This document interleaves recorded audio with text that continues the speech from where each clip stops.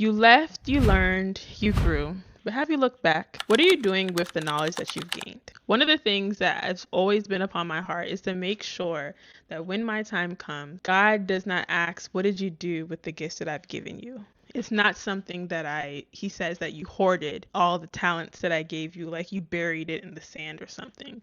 Like everything you've given me, I made sure that I gave back. And I want to talk about that. So this is really just a chit chat conversation. And I just really want to talk about like, what is the point of having skills, having the tools, having just things that we've been blessed with if we don't use it to impact the people around us? Like, what is the point of that? So my family comes from Agogo, Ghana. And there's two things that my mother has instilled in me that I personally think that has helped me to this day. She has always reminded me that I am a representation of more than just myself. I'm a representation of Christ. I'm a representation of my church, the Church of Pentecost. I'm a representation of my family, of my friends, and also my country. Like when I walk out, I'm a representation of what it means to be Ghanaian American when I'm going places. So remembering that has always been something that was very important to me. But she also has taught me to remember to not hoard things. And then sometimes when we think about hoarding things, like when I thought about hoarding things,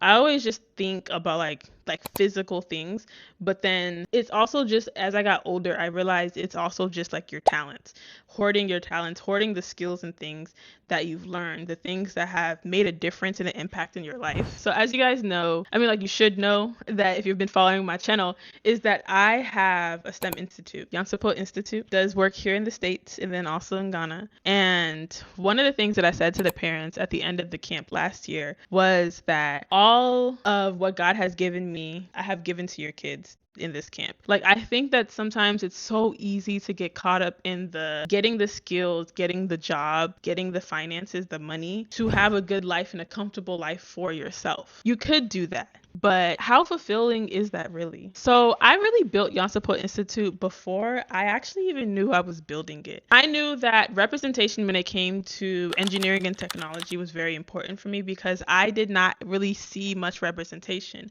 What I did see that helped me was that I have two older sisters who honestly just do anything that they set their mind to do. My sisters, like both of them, I have a sister who's a doctor, a sister who's an educator, and because they have done those things, to me going to school, it didn't seem out of reach, but I knew that that was because of what I saw my sisters do that, so I was like, oh, obviously that's achievable. But specifically when it came to tech and engineering, there were certain things that I did not see that I wanted to see myself. I didn't really see many women in the field. I did mechanical engineering. Like it's hard to find that many girls doing mechanical engineering. A lot of the roles, the companies really didn't have much women doing anything. And I realized how important exposure was, seeing somebody who looks like you doing something you want to do. It just lets you know that it's actually possible. I knew from the beginning that I was going to be doing something when it came to helping other people get access to education. And when it comes to engineering and technology, I just didn't know exactly how it would go about. And I knew also that I wanted to do something that was impactful for people not only who look like me, but people who are from where I'm from. I remember even when one of my friends from college has sent me a message basically just telling me about how I've already always been doing this teaching thing, like how I would always make sure once I got something, one of the engineering concepts, whether it be like our fluid dynamics class or something, then I would make sure that the rest of us understood it. And I knew honestly that the ultimate goal was to be impactful, that everything God gave me to nurture, to make sure that I was actually doing that. But I also made sure that I got the skills first before I started. I really want to ask this question, honestly, to people in the diaspora. What are we doing with the skills that we gained here in America, in the UK,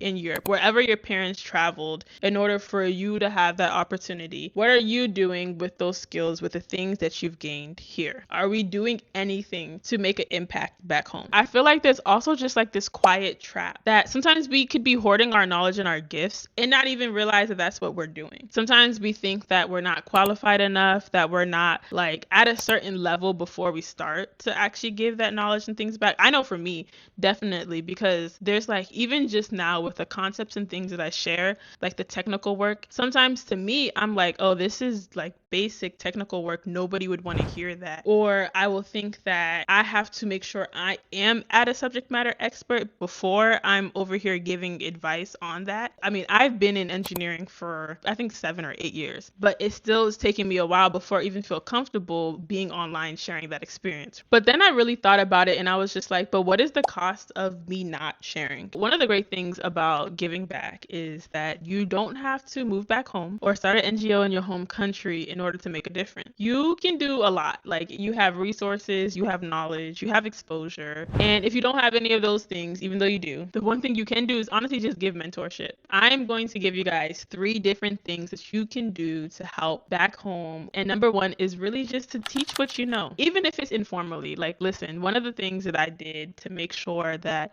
I was sharing my knowledge, when I started learning something, I would just teach it.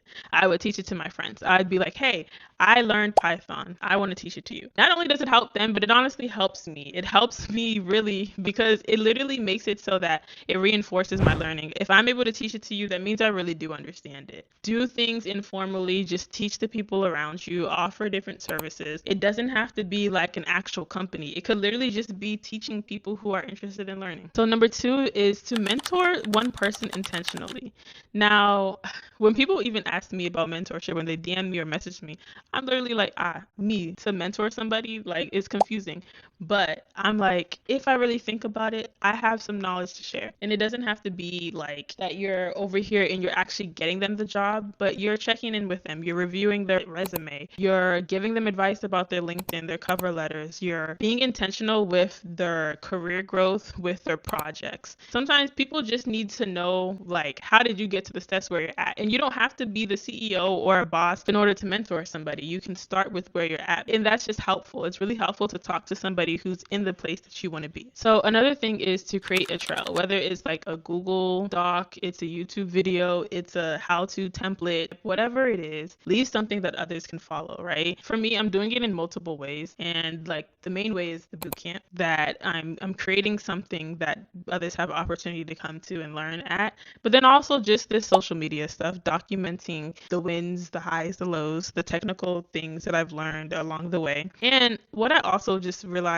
that I think is also important is that I've had different engineering roles, which has been very helpful. So I can speak to all of that and the mistakes that I'm making along the way. I'm really even honestly trying to get into the vlogging, but it's very hard because life's not aesthetic. Like, life is realistic. So, but trying to get into that so that I can show, like, this is what it actually looks like working in this. This is what it looks like putting the work to be able to get this. And then even just like starting small. Like, when I started, the camp did not start off 3 weeks. The camp started off one day. Like, I would just always go to Ghana and volunteer, do stuff, because it was just like, if I'm going to go on vacation, let me also do something while I'm home. I hope this was helpful. I don't know if it's really necessarily just helpful or if this is also just brings some sort of reflection. That's kind of where I'm at right now as I'm preparing to go to Ghana. I leave Ghana in a week and I'm just really thinking about what are we doing to make sure that we're actually impacting our community. If you're building something, if you're working on something, whether here in the States, whether in the UK, whether somewhere in Europe, anywhere, if you're building something, let me know, comment below. I would love to hear it. I'd love to hear about all the different things you guys are building, and make sure you subscribe so you can see what I'm building along the way.